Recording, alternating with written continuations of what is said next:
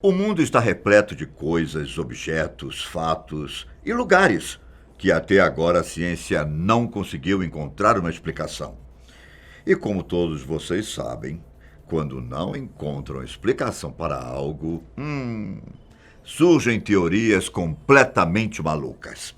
Eu sou Ivan Lima e apresento para vocês os objetos que até agora ninguém conseguiu explicar. E se você não é inscrito, se inscreva no canal e ative as notificações. Espadas de Ulfberht. Várias espadas medievais foram encontradas na Europa, sendo datadas por volta dos séculos 9 e 11. Em cada lâmina foi gravada a palavra Ulfberht, com uma cruz ao lado. Estima-se que foram descobertas 170 dessas espadas, produzidas por diferentes pessoas.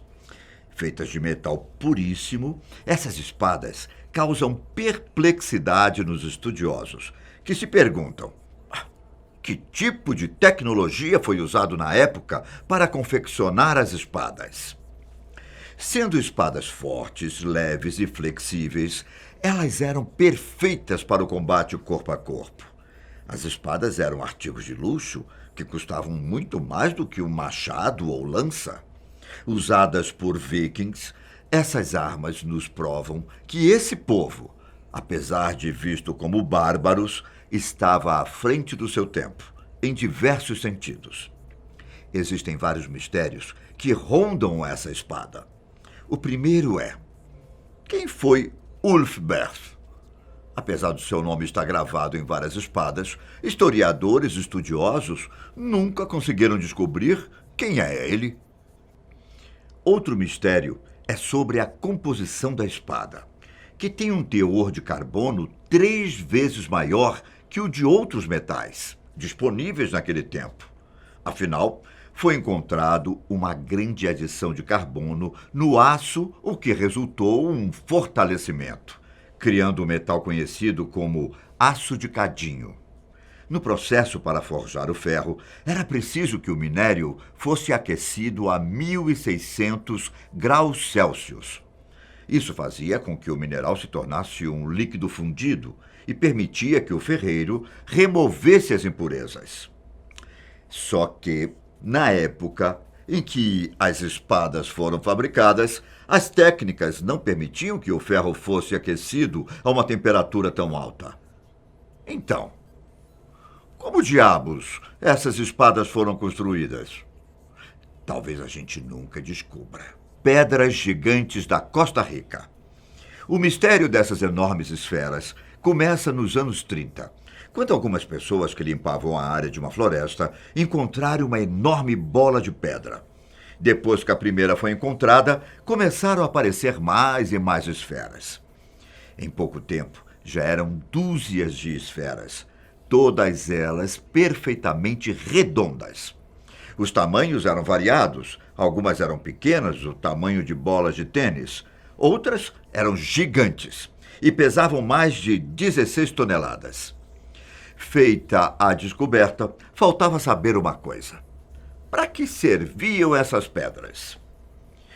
E outra: será que elas surgiram naturalmente ou foram construídas por alguém? Depois de fazer a análise das pedras, especialistas indicaram que elas foram construídas. E não se tratava de um fenômeno natural. Mas o difícil mesmo é descobrir quem as fez e por que cargas d'água teria feito isso. Também não se sabe ao certo quais técnicas foram usadas para que as esferas ficassem perfeitamente construídas. Lendas locais sugerem que as misteriosas esferas continham ouro escondido, mas quando algumas foram explodidas com dinamites, se mostraram vazias. Ninguém sabe quem criou as estruturas ou o motivo por trás disso. É possível que elas simbolizem corpos celestiais e que tenham como função fazer a marcação da divisão de territórios entre tribos. Até agora, nenhum estudioso conseguiu esclarecer todo o enigma que envolve essas esferas. A Bíblia do Diabo. Você sabia que existe a Bíblia do Diabo? também conhecido como Codex Giga. Esse livro é um manuscrito medieval que pesa cerca de 74 quilos e tem quase 1 metro de comprimento. Todo revestido em couro, especialistas dizem que foi preciso matar cerca de 160 animais para fazer toda a obra. Mas não é apenas o livro físico que chama a atenção. Seu conteúdo é assustador e muita gente diz que o conteúdo tem uma relação direta com o diabo. Feito durante o século XIII, o livro, supostamente, foi escrito por apenas uma pessoa, já que a letra do livro é a mesma do começo ao fim. A tinta do manuscrito também é a mesma e foi feita a partir de insetos esmagados. Mas o maior mistério que ronda o livro é o seu autor. O Codex Gigas ficou conhecido como Bíblia do Diabo, porque supostamente foi escrito pelo próprio, ou com o nome artístico Lúcifer. A lenda diz que um monge teria sido punido por desrespeitar seus votos monásticos. Mas para evitar a penitência, o monge fez uma proposta. Ele escreveria, em uma única noite, um livro com todo o conhecimento humano. Uma missão praticamente impossível, mas que, com a ajudinha das forças sobrenaturais, poderia ser cumprida. O monge, então, vendeu sua alma para o diabo, com a condição de que ele terminasse o livro. Por isso, o livro é repleto de gravuras estranhas e tem até um autorretrato colorido do próprio diabo, que estampa uma página inteira. A verdade sobre o livro continua sendo um mistério, e talvez seja melhor permanecer assim. Anel Atlante. O Anel Atlante foi descoberto pela primeira vez por Marquês de Agrain, no ano de 1860. Ele encontrou o anel nas escavações no Vale dos Reis, no túmulo do sacerdote Joá. Esse é o primeiro relato sobre o tal anel que se tem notícias. Segundo a lenda, esse anel tem relação com a cidade perdida de Atlântida e protege quem o usa. Mas agora, vamos falar de um outro caso, que também tem envolvimento com esse anel. O que você sabe sobre a maldição de Tutankhamon? No ano de 1922, o arqueólogo Howard Carter liderou uma expedição à procura do famoso rei Tut.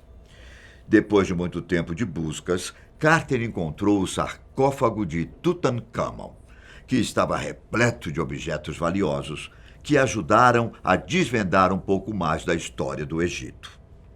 Havia cerca de 5.000 artefatos encontrados no interior da tumba, e entre eles um fragmento de argila que dizia o seguinte: a morte vai atacar com seu tridente aqueles que perturbarem o repouso do faraó. Outro artefato encontrado por Carter foi um anel Atlante, que ele passou a usar desde então. O curioso é que depois da descoberta do túmulo de Tutankhamon, várias e várias pessoas que estavam na ocasião morreram de maneira curiosa. Alguns morreram de doenças estranhas, outros em acontecimentos muito inesperados. Mas Carter, que usava o anel, permaneceu com vida. Desde então, muitos pesquisadores se interessaram pelo anel. A joia possui 3 retas, 6 pontos e 2 triângulos isósceles. E segundo reza a lenda, ele oferece 3 campos: o de proteção, o de cura e o de intuição. Mas afinal, toda essa história é verdade? Muitos especialistas dizem que isso não passa de balela, mas muitos insistem em acreditar que a lenda é mesmo verdadeira. A cadeira de Thomas Busby. Se você acha que a maldição de Tutankhamon é real, espere até escutar essa história. Em 1702, Thomas Busby era um assassino e tinha sido condenado à pena de morte. Como de costume, Thomas fez seu último pedido, antes de morrer, que era como comer em um dos seus restaurantes favoritos, da cidade de Thirsk, na Inglaterra. Até aí, tudo bem, não há nada de errado com um condenado à morte fazer o seu último desejo. Depois de comer, Thomas se levantou da cadeira do restaurante e, por algum motivo, amaldiçoou a cadeira onde tinha se sentado. Thomas disse o seguinte: que a morte repentina venha a todos aqueles que se atrevam a sentar nesta cadeira. E aí? Você acredita nessa maldição? Bom, então lá vai. Desde a morte do Thomas, os gerentes do restaurante notaram que muitas das pessoas que tinham sentado na cadeira nunca mais tinham voltado ao local. Ao irem atrás para saber a respeito, descobriram que essas pessoas estavam morrendo. E aí surgiu a lenda de que a cadeira realmente foi amaldiçoada. No começo, as vítimas eram militares de uma base próxima ao restaurante. Mas depois, a lista das pessoas que morreram crescia cada vez mais. É claro que a ciência nunca conseguiu explicar a maldição, mas muita gente da região acredita que seja real. Atualmente, a cadeira se encontra em um museu da cidade, mas fica pendurada no alto de uma parede, para que ninguém possa sentar nela. Mapa de Piri Reis. O mapa de Piri Reis é um fragmento de um mapa, elaborado pelo cartógrafo Piri Reis, em Constantinopla, no ano de 1513. É o primeiro mapa conhecido do mundo real que mostra a costa ocidental da Europa e norte da África com razoável precisão. O mapa também mostra, com detalhes, a costa do Brasil e a borda leste da América do Sul. Mas o que intriga os especialistas é como Piri Reis pôde fazer um mapa com tanta precisão naquela época. Existem várias teorias sobre como esse mapa foi feito. Alguns dizem que ele conseguiu informações produzidas por uma supercivilização perdida. Outros dizem que ele fez contato com alienígenas, pois só assim poderia fazer um mapa com tamanha precisão. O desenho da costa brasileira impressiona pela exatidão, que seria impensável para o século XVI, e é a prova mais forte usada pelos teóricos.